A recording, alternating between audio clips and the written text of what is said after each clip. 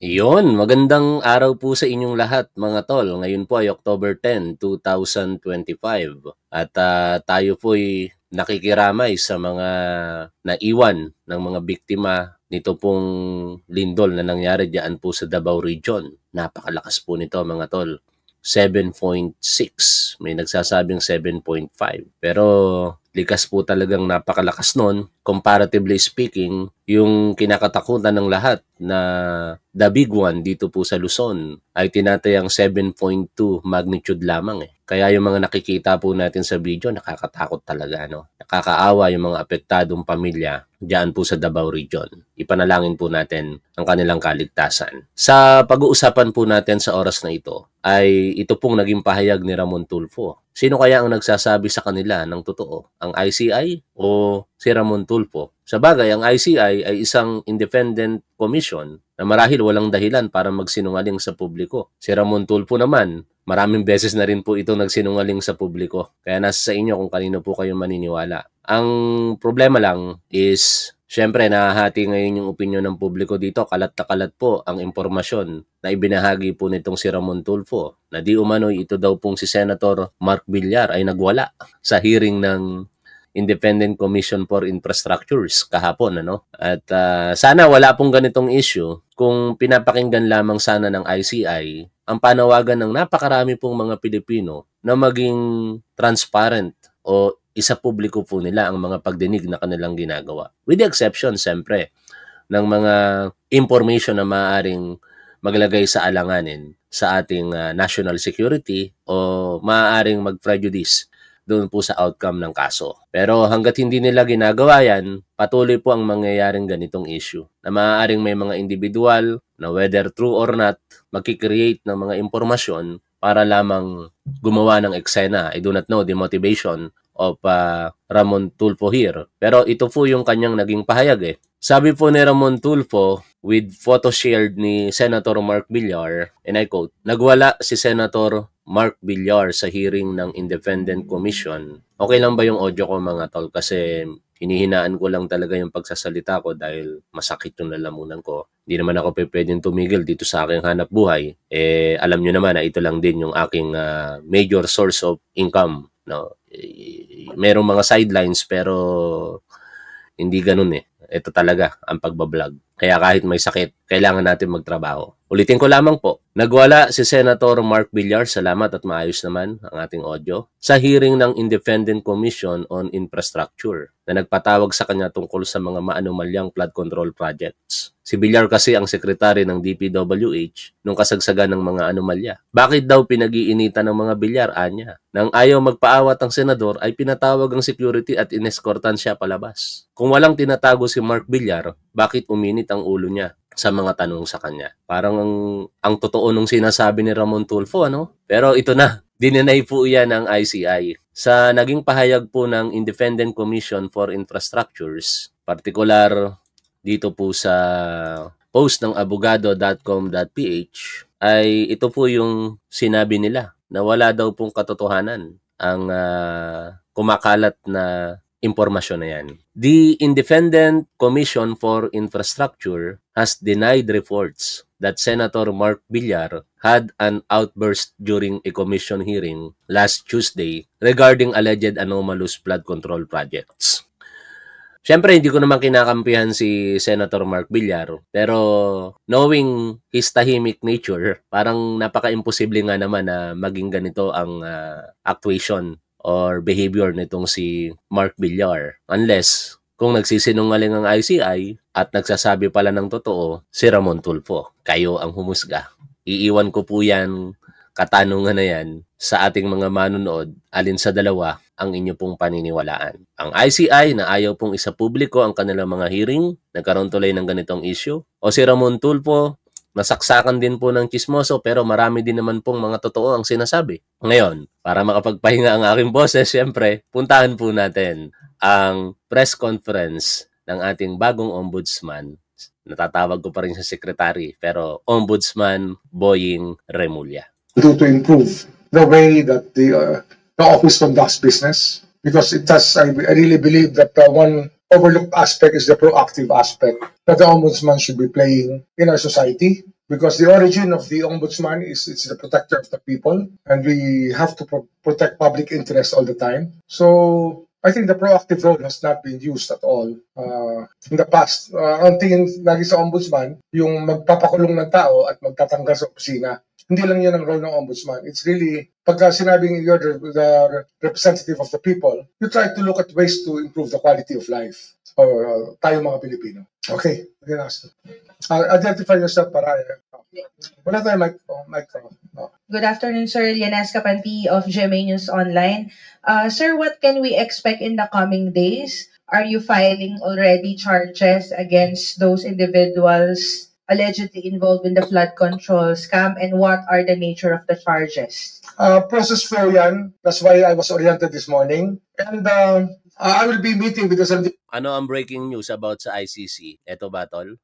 Sabi kasi dito ng abogado.com.ph, the Independent Commission on Infrastructures, a body tasked with probing the hugely controversial flood control scandal, has created a dedicated communication team to preserve and protect its integrity and manage public messaging. O, yun ba yung breaking, tol, Nathan? Still, di pa rin live streaming yan. No, sana mauwi po ito sa pagla-live streaming kasi yun naman ang gusto dito ng marami talaga. Ako naninindigan ako sa kagustuhan ko na yan despite na tayo inaakusahan. ICC, akala ko ICI. I'm sorry, anong breaking sa ICC? Hindi ko pa nahagip sa balita ko.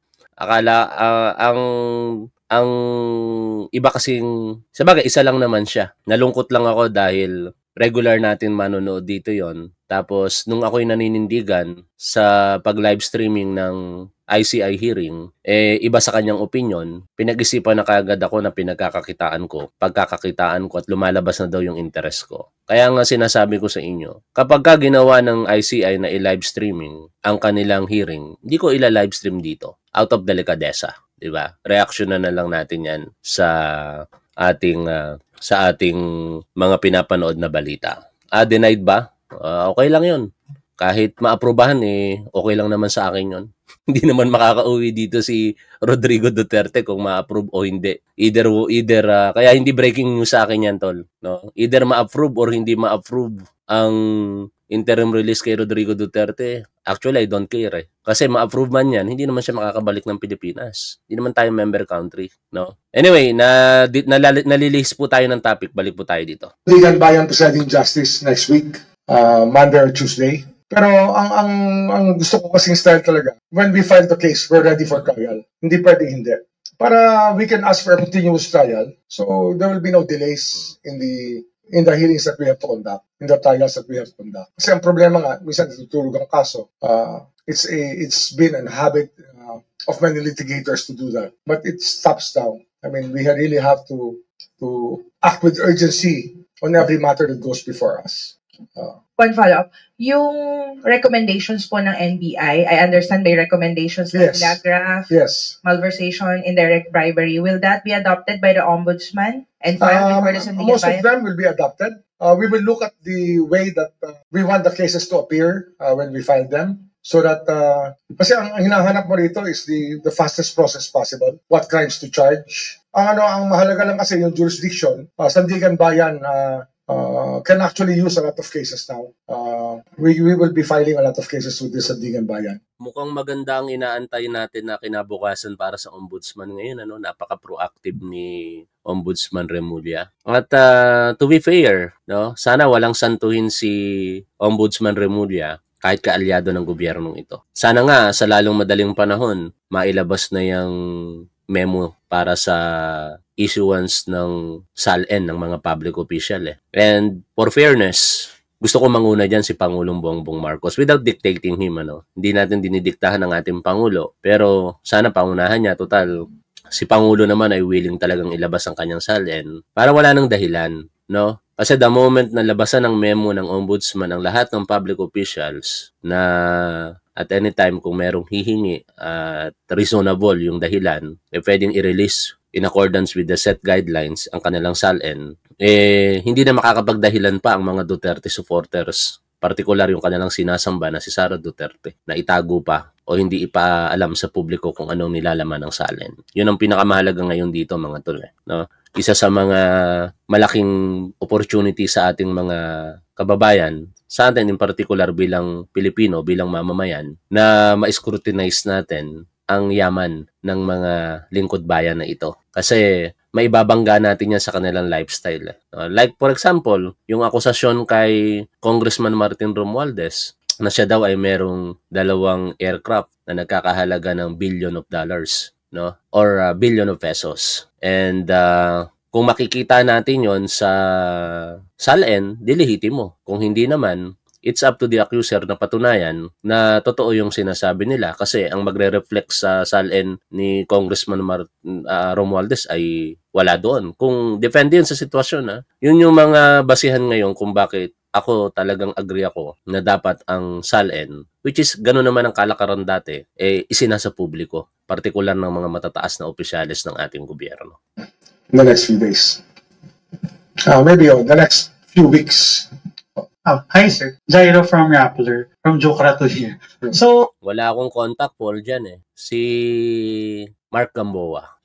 Pagka nag-live si Mark Gamboa, panoorin mo, Paul, dyan at i-comment mo yung pinoment mo sa akin dahil siya talaga ay may personal contact kay Mayor Isko Moreno. So, sir, yung sa isa po sa mga naging problema at natanong during the JBC panel was the preservation of evidence during trial. Ano pong gagawin natin to preserve at palakasin po yung case build-up natin at yung evidence build-up natin? Ang case build-up kasi ng DOJ is different. It's law enforcement. Remember, it's crime committed against ordinary citizens by... Paano mga tol? At patuloy lamang ako magpaparamdam sa inyo from time to time habang hindi pa masyadong magaling yung boses natin. Hindi muna tayo masyadong magtatagal sa live stream. Ang dami ko pwede sanang sabihin, mag-react sa mga bagay-bagay. Kaso lang, baka pag pinuwersa ko, lalong tumagal yung pagpapagaling. Tama na muna yung ganito na kahit paano nakakapagkita-kita pa din tayo at patuloy ako nagpapasalamat sa inyong patuloy na suporta sa ating programa. Higit sa lahat, sa patuloy ninyong pagsuporta sa ating Pangulo at sa gobyernong ito. Kung hindi naman dahil siguro sa ating Pangulo, kung hindi tayo nagkakaisa sa pagsuporta sa kanya, majority sa inyo wala rin naman dito sa ating programa. Maraming mga manonood pa rin kay Tapan, pero kung 1,000 plus ang nanonood ngayon, baka mga 800 po dyan dahil sumusuporta kay Pangulong Bongbong Marcos. At yung 200 perhaps, kahit anong itopic ni Top 1, manonood sila. Hanggang dito na lamang. Shoutout po sa inyong lahat. Lagi po nating tandaan kung ano ang tama at dapat, doon po tayo. Keep safe. See you always. Bye for now mga tol.